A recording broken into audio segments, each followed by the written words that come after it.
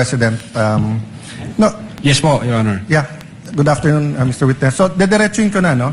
So, what we're trying to figure out here kasi is, are you really investigating whether may threat kay VP Sara and whether she threatened the individuals mentioned, including the President? Or are you only investigating the video and finding kung meron siyang crime? So, I asked Agent John Mark Calilum, hindi daw niya kinausap ang sabi ko PSG, pero PSC na sila ngayon, di ba? Presidential Security Command. So Opo. did you speak to the Presidential Security Command about the threat on the President? Your Honor, in terms of correspondence between the Presidential Security Command at yung NBI, ang makakasagot po niyan yung Director. Kasi hindi ko alam kung may usapan nun sila. Meron ho kasi kaming tinatawag na need to know basis. Ang focus lang ho namin Yes. The problem with your answers, Witness, is that kung yan ang sagot mo parati, hindi mo inimbestigahan ng husto. Hindi ho. Because you didn't get the information from your intelligence. You did not get your information from the task force. You did not get from the Presidential Security Group. Did you talk to the CIDG? Your Honor? May you answer first. Did you talk to the CIDG? No, Your Honor. No. But nag-imbestiga din sila, di ba? I think so, Your Honor, kasi may statement sila. So yun din yung tanong nga ng Senate President eh. Kung iniimbestigahan nyo talaga yung buo at kayo ang head at kayo dapat ang mag-imbestiga, bakit hindi nyo kinausap yung mga ibang nag-iimbestiga? Baka may alam sila na hindi. Yung usapan po na yan, it's a matter of intelligence. Hindi ko alam kung may usapan sila o kung wala silang usapan with the Director and with the Intelligence Service, Your Honor. Yeah, I'll take that answer, but I think at least alam nyo yung nasa isip namin and what we want clarified. Secondly, sir, all of you, yung apat, you signed the February 10, February 2025 NBI Affidavit of Investigation. Tama po ba, di ba? Yes, Your Honor, our affidavit of Tapos investigation. kasama dito yung verification nyo, basically saying that based on the records, tama tong lahat. No? Verification ng ano po, Your Honor? Sa dulo, nag-sign kayo ng verification. Verification of non-forum shopping, Your Honor? Yes. And Opo. that, aside from non-foreign shopping, give me some latitude because to explain the question. We read and understood its contents and the allegations therein are true based on authentic records. Yes, Your Honor. Yeah. So may mali ba dito? Factually, wala. Na-review mo naman to, no? May konting typo dyan, which is Hindi normal typo, naman. Your Honor. factual. So far as I'm concerned, Sino lahat po ba yun. nag-prepare? Ang team po namin with the... Tapos pinapirma sa inyo? Hindi ho, kami ho nagtulong-tulong, mag-draft ng affidavit of investigation, kung ano yung legal basis namin, and then we agree, and we concluded na ito yun. Then someone typed it up, then you signed. I asked this because nung tinanong ko kay Agent Mark John Calilum, sabi niya, dito nakalagay conditional pero tingin niya absolute. You answered the same thing, it's absolute, pero dito nakalagay conditional. The utterances itself, Your Honor, is what we called event-based condition, ang classification namin. Okay. Yun yung utterances, Your Honor. I'll take that answer. I think mas factual yun. But sa paragraph 51, was VP Duterte ever Secretary of the Department of Justice?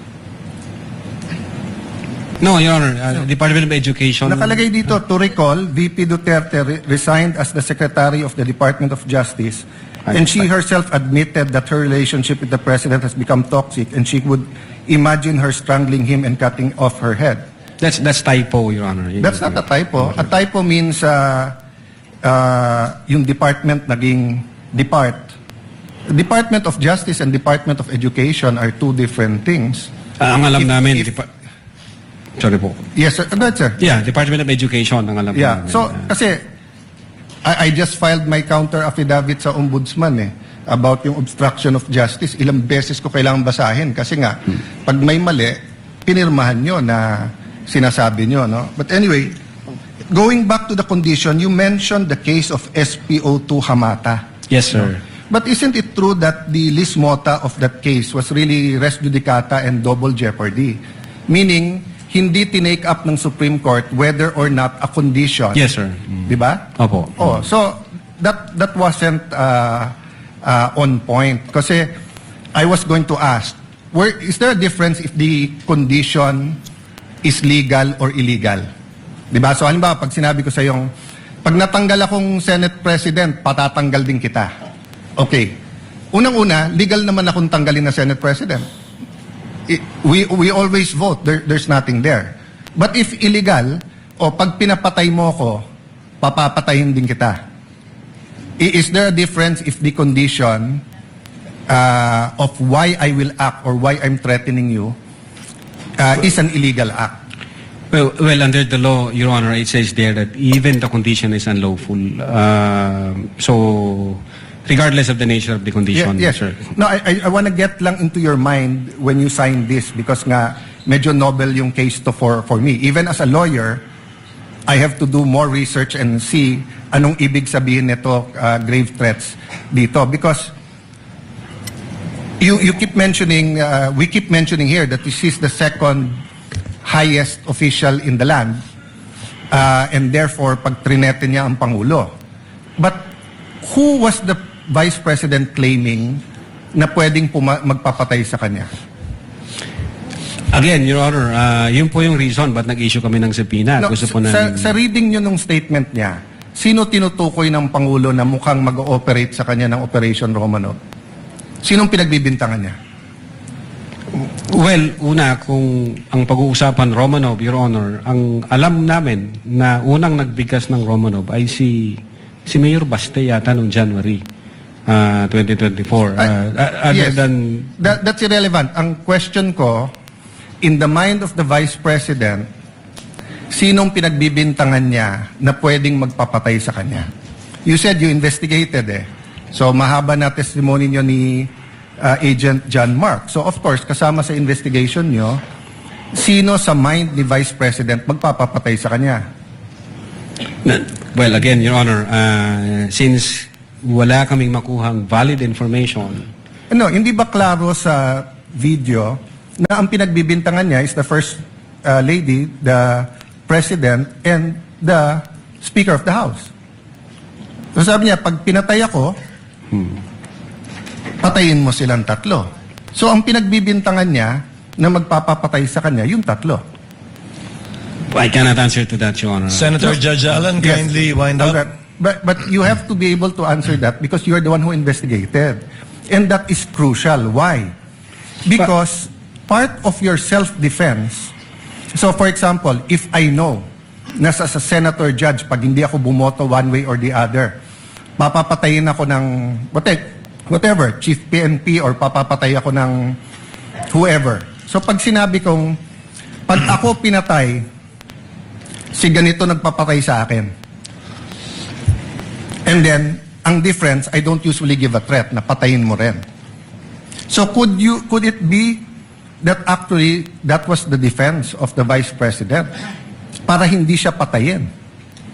I don't know the state of the mind of the Vice President. But you've testified all throughout this afternoon that you went into her state of mind. Based on the series of events, Your Honor. Yes, and based on her statement. And her statement, and the series of events is nag-away sila ng administrasyon. And the series of events is that sinasabi niya, pag ako'y pinatay, eto tatlo ang papatayin nyo. Okay, last question. Kay Attorney Lopez, sabi, tinanong din to ng Senate President, ni Senator Tulfo. At di ko na itatanong pero napahapyawan ni Senator Erwin din to yung tungkol kay, yung sinabi ni si Attorney Lopez, sabi mo, even before kasi nangyari yon, nakausap na ni Vice President yung papatay. That's the literal meaning of the statement. Yes, that's a literal meaning, but did you believe her? Well, she's the Vice President, sir. So she also said freedom of expression, so you also believe her? Not based on the evidence that what we gathered, sir. No, okay, so I'll stop there, but I'll read to you. Sinabi niyo kasi sedition. Pero tignan niyo po yung page 25 nung sarili niyong affidavit, ha? Si Princess Maui, ang sinabi niya, ano po ba ang pwede niyong maging remedy para matapos na ito, lalo't nagsisigaw na po ang taong bayan na mag-people power na? So actually, I would consider ang nag-uudyok si Princess Maui. Of course, we can discuss people power, but President.